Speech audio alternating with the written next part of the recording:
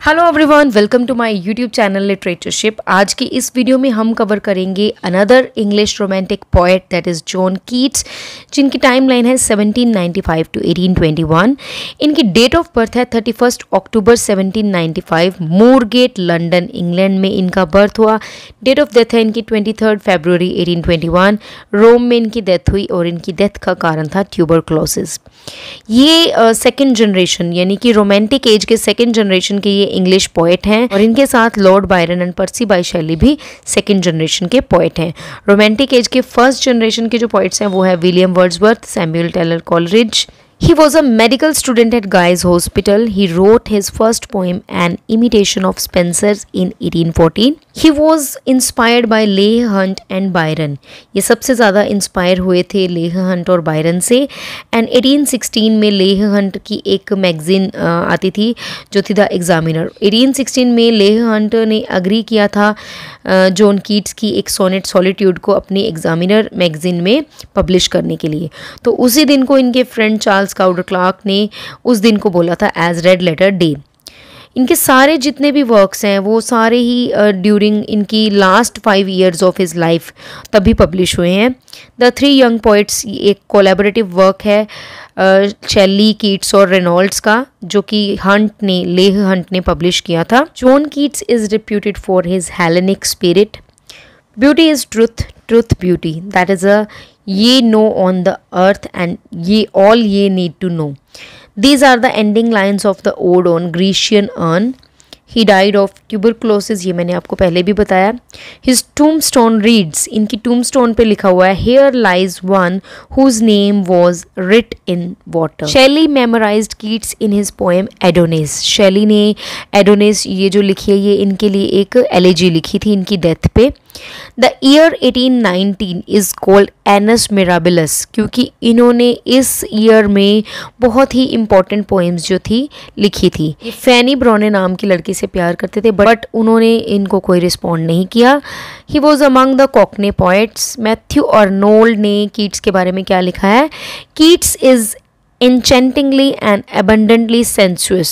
He is more sensuous than others because he satisfies not or two but all the 5 senses. Poems 1817, ये इनकी first collection थी poetry की जो कि 1817 में पब्लिश हुई। Keats is known for his Hellenic spirit, ये मैं आपको पहले भी बता चुकी हूँ। हेलेनिक स्पिरिट से क्या मतलब है कि जो रिलीजियस प्रैक्टिसेस हैं पीपल की who honour the gods of ancient Greek, जो कि ग्रीक गॉड्स को ऑनर करते हैं, उनकी रिलीजियस प्रैक्टिसेस को ऑनर करते हैं, तो उसके लिए कीट्स जो हैं जाने जाते हैं। Next is very important term introduced by Keats, that is negative capability, which he introduced in 1817. इन ये नेगेटिव कैपेबिलिटी से इनका क्या मतलब है कि जब एक man is capable of being in uncertainties, mysteries and doubts without an irritable reaching after fact and reason, कि जब कोई इंसान खुद को अनसर्टेनिटीज़ में, मिस्ट्रीज़ में, डाउट्स में रख सकता है without reaching fact and reason, तो उसके लिए नेगेटिव कैपेबिलिटी जो टर्म है वो यूज़ की जाती है। वो कहते हैं कि जो बड़े बड़े जो पोएट्स हैं उनके अंदर भी एक ऐसी विलिंगनेस होती है डाउट में रहने की, कॉन्फ्लिक्ट्स को सोल्व ना करने की, तो ऐसी जो अनसर्टेनिटीज़ होती हैं वो these were left open to imagination, उनको इमेजिन करने के लिए खुले छोड़ दिया जाता है। हर एक इंसान के लिए उसको रखा जाता है कि वो किस तरीके से उस इमेजिनेशन को परसीव करता है। That the element of doubt and ambiguity added romanticism, ये जो चीज़ थी रोमांटिसिज्म में सबसे ज़्यादा जो थी रोमांटिक एज में। तो कीट्स जो है ही बिलीव दैट कि शेक्सपियर इस क्वालिटी को पोजेस करते थे। It is a concept in which the author और poet has to leave his origin and enter in his work as behaving as a character of it.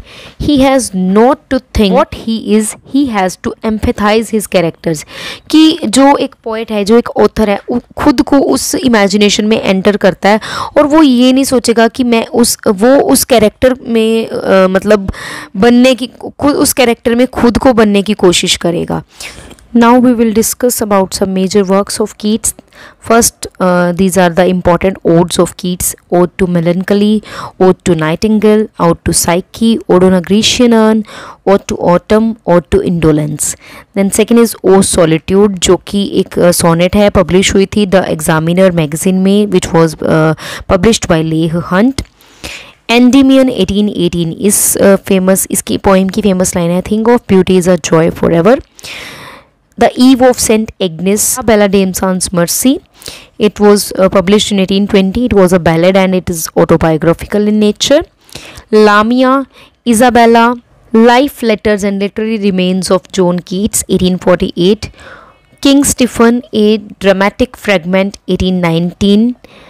On first looking into Chapman's Homer, it is also a sonnet. Hyperion and Other Poems, 1820.